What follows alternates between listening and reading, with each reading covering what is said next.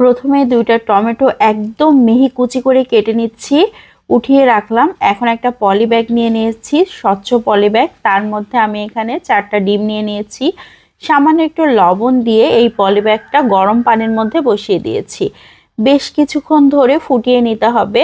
তবে ডিমগুলোকে একদম সিদ্ধ করে নিব না, হালকা সিদ্ধ করে নিয়েছি, কোনো রকম সিদ্ধ করে নিয়েছি, খুব বেশি সিদ্ধ করা যাবে না। এখন সেই ডিমগুলোকে তেলের উপর দিয়ে উল্টে পাল্টে ভেজে নিচ্ছি। অল্প করে ভেজে নিয়েছি যাতে খেতে ভালো লাগে, ডিমের ভেতরটা একটু নরম থাকে।